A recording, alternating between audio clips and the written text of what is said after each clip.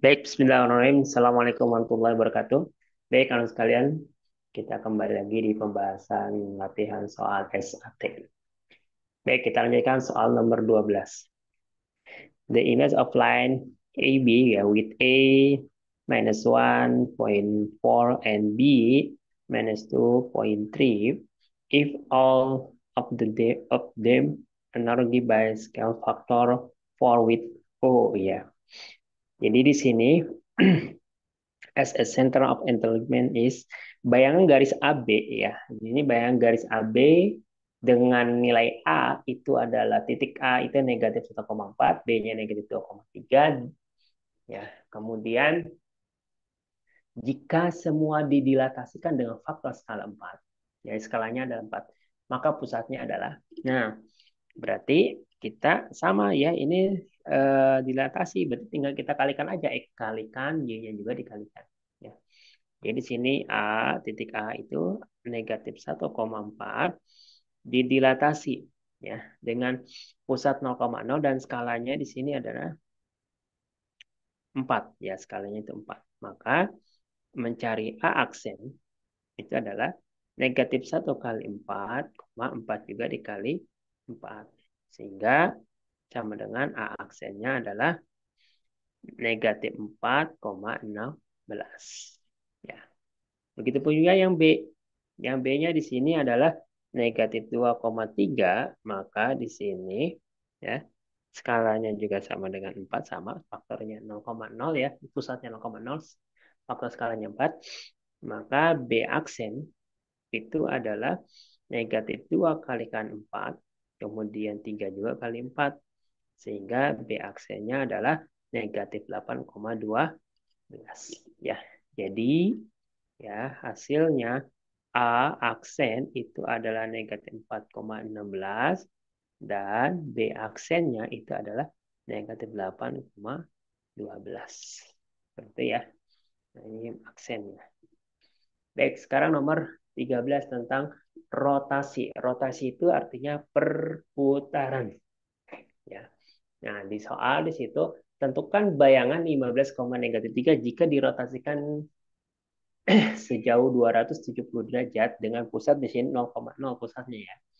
Nah, berarti ketika titik A yaitu X, Y dirotasikan sejauh 270 derajat, maka bayangan dari A-nya itu adalah Y, min X.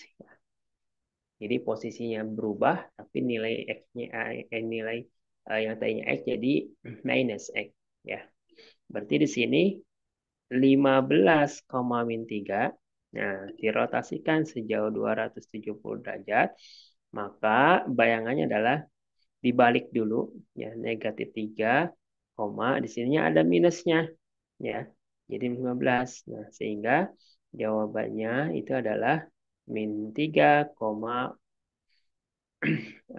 di sini negatif 15, maaf. Ini 15-nya kan positif, ya. Nah, karena di sini awalnya itu positif, kemudian ketika dipindah di 270 derajat jadi minus, maka di sini plus ketemu minus, hasilnya minus 15, ya. Ini 15. Ya. Jadi jawabannya adalah negatif 3, negatif 15, ya. Jadi ketika sebuah titik dirotasikan sejauh 270 derajat, maka posisinya dibalik, ya. Yang tadinya X jadi Y, yang Y jadi X, hanya saja posisi awalnya X itu ketika berubah menjadi Y-nya jadi minus, ya. Oke, seperti itu.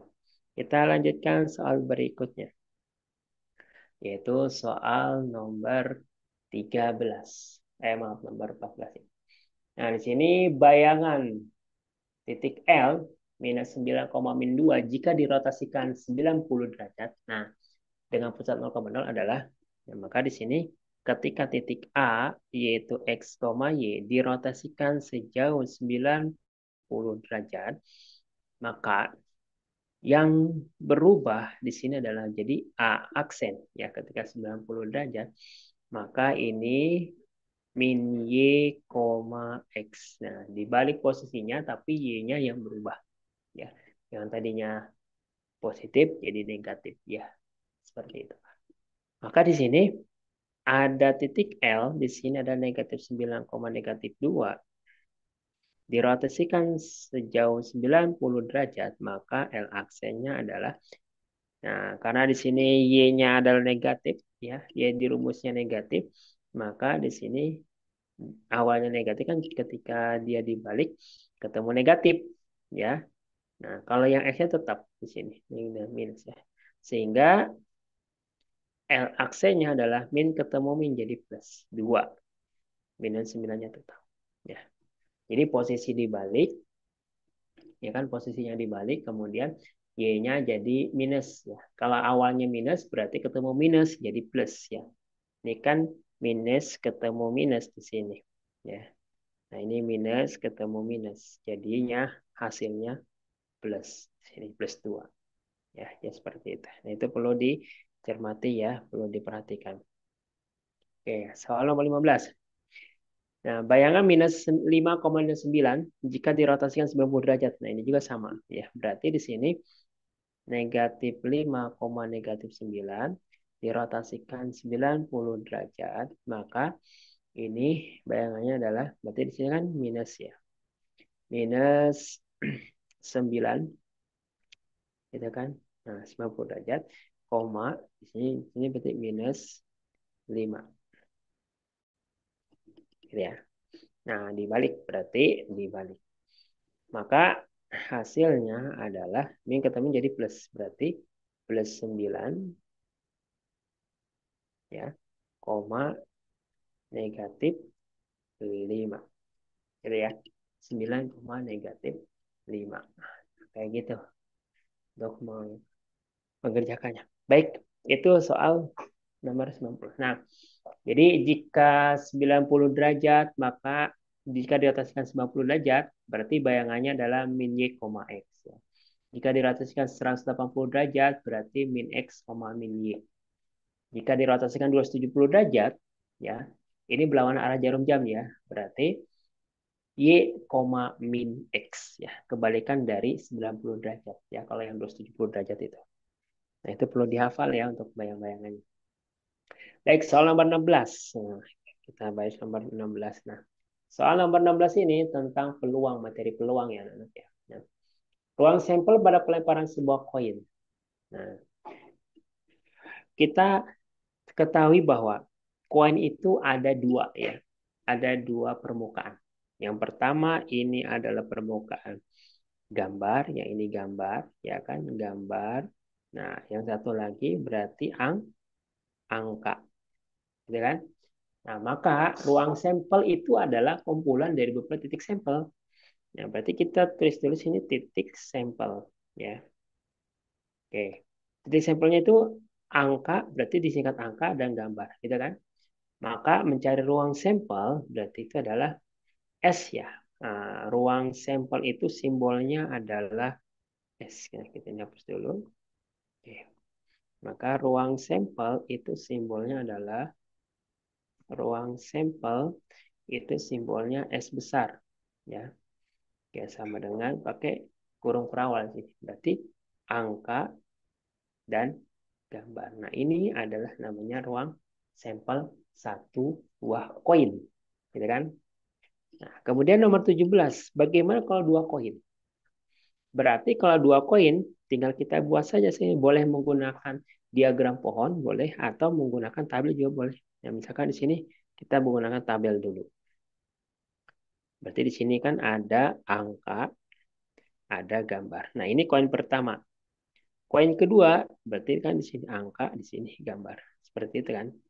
Nah, maka kita buat sekarang. Pertama, kemungkinan pertama bisa aja angka pada logam pertama, kemudian angka pada koin kedua. Ya kan? Atau bisa juga angka, nah, kemudian bisa juga di sininya apa? Di sininya juga gambar. Ya kan kemungkinannya. Ya. Atau juga bisa menggunakan di sininya gambar, berarti di sininya juga angka. Ya. Atau bisa juga kedua-duanya adalah gambar, gambar, Nah, berarti di sini gambar, gitu kan? Nah, koin kedua pun juga pasti gambar. Nah, jadi ada berapa ini? Nah, berarti ruang sampelnya di sini adalah ada 4 ya. Berarti di sini ruang sampel, ya kan? Nah, berarti simbolnya adalah S besar, kurung perawal. Berarti kita tulis ruang sampelnya, yaitu angka-angka, kemudian ada angka gambar, ya kan? Kemudian ada gambar angka, kemudian ada gambar-gambar. Ini namanya ruang sampel, ya.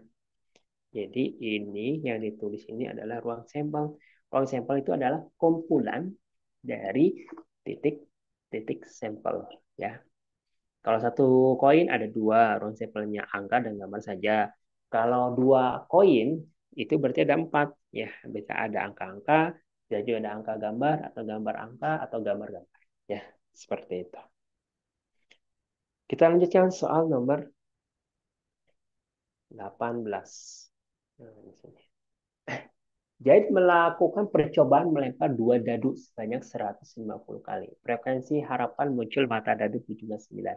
Nah, frekuensi harapan itu dapat dicari jika kita sudah menemukan peluang kejadiannya, ya, suatu percobaan. Nah, itu untuk mencari frekuensi harapan, ya.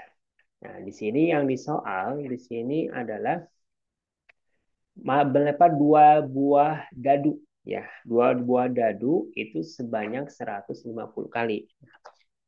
Maka kita mencari frekuensi harapan. Nah, frekuensi harapan itu kan di sini F, ya. FH besar. Nah, frekuensi harapan ini sama dengan, ya, peluang sebuah kejadian K dikalikan dengan banyaknya percobaan, ya, atau banyaknya yang dikalikan. Nah, ini. Nah, ini rumusnya. Berarti kita harus tahu dulu nih, ya, dua buah dadu, munculnya mata dadu berjumlah 9. Berarti dua dadu, mata dadu itu kalau dijumlahkan itu hasilnya 9. Nah, kita cek sekarang. Misalkan mata dadu yang berjumlah 9 dimulai dari angka terkecil dulu lah. Misalkan angka dadu itu kan kalau kita ketahui kan hanya ada 6 mata dadu, ya. Ini mata dadu. Mata dadu. Nah, bisa juga kalian buat, pertama bisa buat ruang sampelnya seperti ini, anak-anak, ya. Saya buat tabel, ya. Saya akan buat tabel di sini. Misalnya di sini satu, nah di sini dua, juga tiga, empat, kan, lima, enam.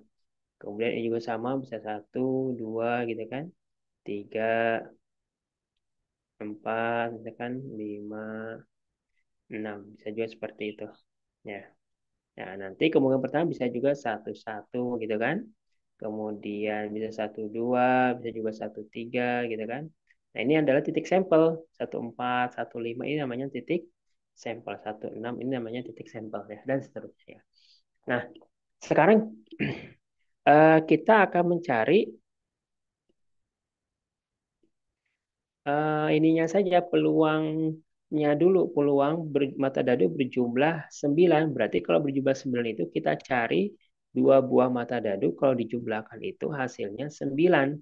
Nah, berapa aja? Nah, misalkan karena mata dadu itu yang tertinggi adalah 6 dan yang terkecil adalah satu, berarti kita misalkan dari angka satu dengan 6, 1 tambah 6, 7, berarti masih kurang, ya. 2 tambah 6 berarti 8. Berarti mulai dari 3, ya. Nah, berarti pertama mata dadunya adalah kita cari dulu apa, kemungkinan pertama, ya. Kemungkinan. Oke. Kemungkinan itu yang pertama itu bisa aja mata dadu 3 dengan 6. Nah, kalau kita jumlahkan 3 tambah 6 berapa? 9, kan? Nah, betul, ya. Kemudian berapa lagi 36? Selain 36, kemudian 35 enggak, ya? Berarti 4. Nah, berarti 4, 5. 4 tambah 5 berarti 9 juga, ya. Kemudian berapa lagi? Oh, ternyata 5, 4. Ya kan? 5 tambah 4 kan 9 juga. Kemudian berapa lagi? Yaitu 6 dan 3. Ya, 6 dan 3 berarti 9 juga jumlah. Oh, berarti ada berapa nih? Kita hitung. Ternyata kemungkinannya ada 4. 1, 2, 3, 4. Nah, maka peluangnya adalah, berarti peluang dari mata dadu berjumlah 9 itu adalah ada 4, berarti kemungkinannya itu ada 4 dari total semua titik sampelnya. Titik sampelnya adalah ada 36. Sehingga di sini jawabannya adalah 4/36. Ya. 4/36 itu hasilnya 1/9. Ya, karena sama-sama dibagi 4. Ya. Nah, sama-sama dibagi 4, jadi 1/9. Nah, kemudian kita di sini mencari frekuensi harapan. Berarti frekuensi harapannya adalah 1/9 tadi dikalikan 150. Nah, ini kita sama-sama kita bagi 3 ya. Jadi 1 kali 150 berarti hasilnya 150/9. Disederhanakan. Ya, karena ini tidak bisa dibulatkan, maka kita sederhanakan sama-sama dibagi 3. Berarti di sini 50/3. Gitu kan? Nah, kalau misal mau dibagi juga boleh ya, silakan. Berarti ini sekitaran 17 ya. Ya, 16 sekian ya. Atau 50/3 kali juga boleh. Tapi kalau bisa disederhanakan, berarti disederhanakan ya anak-anak ya. Ini kebetulan nggak bisa disederhanakan. Jadi tinggal 50/3. Ya. Jadi begitu ya anak-anak ya. Nah, jadi hanya ada 4 saja kemungkinan. 3, 6, 4, 5, 5 tambah 4, 5 dengan 4, 6 dengan 3. Ya, seperti itu. Nah, kemudian nomor 9. Ruang sampel pelemparan satu buah dadu. Nah, kalau satu buah dadu dilemparkan, berarti ada berapa kemungkinan? Ada 6. Maka di sini titik sampelnya, oke, titik sampel satu buah dadu, ya, itu adalah 1, 2, 3, 4, 5, 6 itu sampelnya. Maka ruang sampelnya adalah, berarti ruang sampel kumpulan dari titik sampel berarti S sama dengan kurung kerawal ya. Jangan lupa pakai kurung kerawal. 1, 2, 3, 4, 5, 6. Nah, ini namanya ruang sampelnya. Jadi hanya ada 6 ya. Hanya 6. Hanya satu dadu itu 6. Kalau dua dadu berarti 36 ya. Tinggal 6 kali 6 30. Ya. Kemudian banyak sampel dari pelemparan dua buah koin. Nah, tadi kan udah ya. Dua buah koin. Berarti kalau dua buah koin itu ada berapa banyak sampelnya? Jadi ada ini angka, ini gambar. Berarti ini angka, ini gambar. Jadi angka-angka juga angka gambar. Berarti gambar angka juga gambar. Oh, ternyata titik sampelnya adalah titik sampel kita buat di sini. Angka dengan angka 1. Terus angka dengan gambar 2. Terus gambar dengan angka 3, gitu kan? Terakhir gambar dengan gambar. Oh, berarti 4. Jadi ada 4 buah titik sampel. Gitu ya, titik sampel. Kalau satu koin berarti kalau satu koin itu ada 2. Kalau 2 koin ada 4. Ya. Kalau misalkan 3 koin berarti ada 8. Ya, seperti itu. Kalau misalkan satu logam, satu dadu ada 6, 2 dadu berarti 36. Ya. Nah, kemudian soal berikutnya. Soal nomor 21. Ya. Nah, 21 di sini kakak melempar sebuah dadu bersamaan. Tentukan peluang munculnya mata dadu bilangan genap. Dua buah dadu. Ya, munculnya mata dadu bilangan genap. Kakak melempar sebuah dadu. Nah, berarti hanya satu dadu. Berarti kita tahu bahwa dadu itu, mata dadu ya, itu kan hanya ada 6. Yaitu 1, 2, 3, 4, 5, 6. Nah, kemudian kita cari di sini. Yang bilangan genap yaitu 2, 4, 6. Oh, ternyata N bilangan genapnya itu ada 3. Ya. Sedangkan banyaknya mata dadu semuanya itu ada 6. Sehingga peluang N peluangnya itu adalah berarti NA dibagi NS. Ya, bayangkan kejadian dibagi seluruh kemungkinan ya. Kemungkinan seluruh kejadian. Berarti di sini A-nya adalah 3. Jadi 3/6. Maka peluangnya disederhanakan yaitu 1/2. Karena 3/6 itu sederhananya adalah 1/2. Gitu ya anak-anak ya. Nah, Oke, itu anak sekalian untuk pembahasan sampai nomor 21 ya. Nanti kita lanjutkan pembahasan soal nomor 22. Oke, baik. Terima kasih anak sekalian. Sekian, Assalamualaikum warahmatullahi wabarakatuh.